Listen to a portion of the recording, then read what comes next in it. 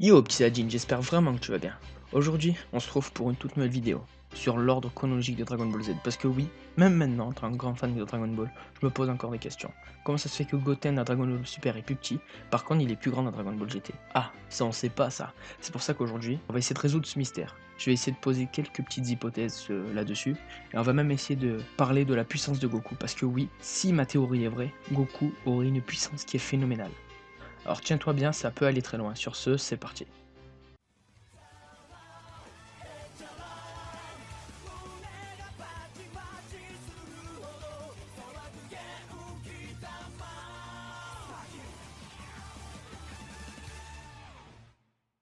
Pour commencer, je pense que ce qui serait le plus simple, c'est de commencer par l'ordre chronologique de Dragon Ball Z, d'accord?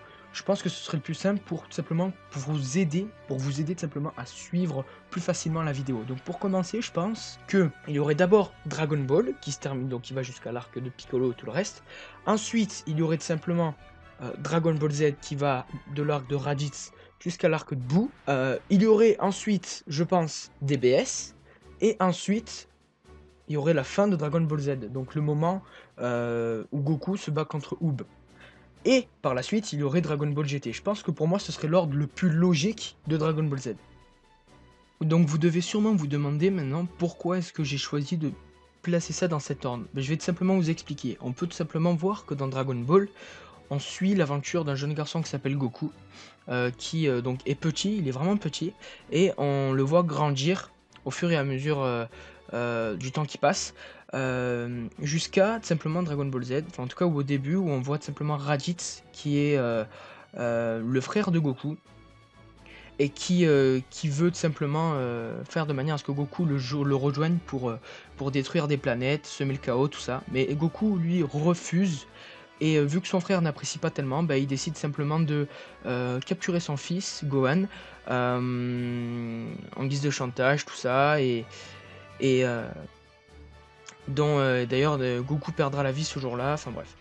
Ensuite, il y a donc tous les arcs suivants, donc il y aura celui-là de Freezer, celui-là de Cell, celui-là de Boo, euh, et je pense que tout simplement à la fin de l'arc Boo, il aurait tout simplement le début de DBS, tout simplement parce qu'on peut le voir qu'à la fin, toute fin de Dragon Ball Z, on peut voir Goten, qui a beaucoup grandi depuis, on peut voir Trunks qui a énormément grandi aussi, on peut voir tout simplement aussi Pan qui a pas mal grandi, alors que dans DBS tout simplement, ils ne sont pas aussi grands que ça. Ils ont vraiment gardé la taille et l'âge qu'ils ont dans DBS, et enfin dans DBZ, excusez-moi. Et donc c'est pour ça que pour moi ça me paraît réellement logique de placer DBS justement entre l'arc-bout et entre la fin de Dragon Ball Z. Donc voilà pourquoi, d'après moi, Dragon Ball Super se passe entre l'arc de Boo et entre la fin de Dragon Ball Z. Pour moi, c'est ce qui me paraît le plus logique.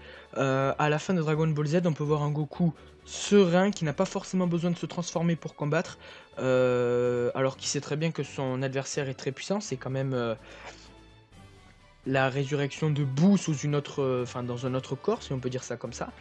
Il sait que c'est quelqu'un de très puissant, mais il, il sait qu'il peut logiquement ne pas se transformer, car ben, il a déjà une puissance qui est déjà énorme sans transformation.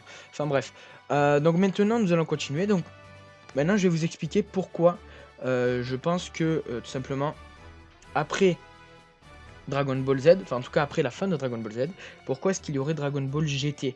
On peut voir que dans Dragon Ball GT, on peut voir déjà l'évolution des personnages, niveau âge bien sûr, hein. On peut voir Krillin qui a énormément vieilli, on peut voir la fille de Krillin qui a énormément grandi, la femme de Krillin, donc C18, qui a beaucoup vieilli aussi, on peut voir Chichi qui a beaucoup vieilli. Voilà, en fait, là je me base vraiment sur l'âge des personnages, vraiment. C'est pour moi ce qui me paraît le plus logique et le plus possible, si on peut dire ça comme ça. Donc voilà, moi je pense réellement que Dragon Ball GT se passe après Dragon Ball Super et après Dragon Ball Z. Tout simplement, voilà, à cause de la différence d'âge entre Dragon Ball, enfin en tout cas à la fin de Dragon Ball Z et Dragon Ball GT. Donc voilà, je pense réellement que ça se passe après. Après, je sais qu'il y a beaucoup de gens qui vont me dire oui, mais alors pourquoi contre Baby Vegeta il s'est pas mis en Ultra Instinct? Alors écoute, moi je peux te répondre par ça, je pense que ça pourrait être logique. Goku a réussi par exemple contre Beerus, il a réussi à assimiler le pouvoir du Super Saiyan God sans le savoir, et il s'est directement transformé en Super Saiyan. Donc en fait ça signifie que en Super Saiyan il avait pratiquement la puissance d'un dieu sans être obligé de se transformer en Super Saiyan God. Donc ce qui signifie que en fait Goku en Super Saiyan a le niveau du Super Saiyan God. Donc en Super Saiyan God il a un niveau qui est vraiment très puissant. Et donc je pense qu'il aurait pu peut-être faire pareil, que ce soit avec le Super Saiyan Blue ou un genre de truc comme ça. Après il faut dire que faut pas l'oublier, le super, enfin l'Ultra Instinct simplement est un état, ce n'est pas une forme, d'accord? C'est juste que le corps, enfin on ne donne plus d'ordre au corps, c'est juste l'instinct qui agit là-dedans, en fait. Donc c'est-à-dire que ce n'est pas vraiment une forme, c'est plus un instinct. Après, en sachant que réellement Goku avait une force aussi puissante en soi, je pense qu'il est possible qu'il ait peut-être assimilé la force de l'Ultra Instinct, donc ce qui est possible, hein, et que en transformation Super Saiyan 4, en sachant qu'il a déjà assimilé la force d'un dieu, ainsi que sa forme aussi Super Saiyan, et qu'il a aussi assimilé la force de l'Ultra Instinct, ce n'est que des hypothèses bien sûr, c'est que des théories. Peut-être qu'en Super Saiyan 4 en fait qu'il aurait une puissance qui est juste énorme, sans vous le cacher, qui pourrait être vraiment gigantesque, et qui franchement ne voit aucun besoin de se transformer en Ultra Instinct ou bien alors en Blue. Voilà, peut-être que juste sa force est tellement grande qu'il ne voit pas l'utilité de se transformer comme ça.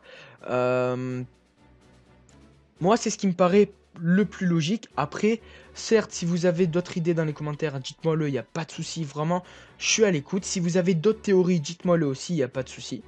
Mais pour moi, c'est ce qui me paraît en tout cas le plus logique. Donc voilà les gars, je pense que je vous ai tout dit. Moi c'est ce qui me paraît le mieux et le plus logique dans ce que je viens de vous dire. Donc si imaginons vous n'êtes pas d'accord avec moi, bah, dites-moi le dans les commentaires, dites-moi ce que vous en pensez, pourquoi et comment, il n'y a vraiment pas de souci. Je suis à l'écoute, je pourrais regarder et même vous répondre si vraiment j'ai le temps, il n'y a pas de souci. De toute façon je prendrai le temps pour. N'hésitez pas à mettre un petit like à la vidéo si ça vous aura plu, enfin si ça vous a plu en tout cas. À la partager au maximum parce que bon, je vais pas vous le cacher que ça me prend quand même du temps à faire ces vidéos là, que ce soit niveau montage comme niveau recherche, tout ça. Bon, même si après je fais tout de tête parce que bon, je m'y connais quand même plutôt pas mal niveau Dragon Ball parce que j'ai suivi pendant très longtemps, depuis tout gamin en fait, hein, c'est vraiment mon enfance. Donc voilà. Mais bon, ça prend quand même beaucoup de temps à faire une vidéo comme ça, donc n'hésitez pas à la partager au maximum, à vous abonner si c'est pas fait, ça me ferait extrêmement plaisir. Et moi, petit Saiyajin, je te dis simplement à la semaine prochaine pour une nouvelle vidéo. Sur ce, peace.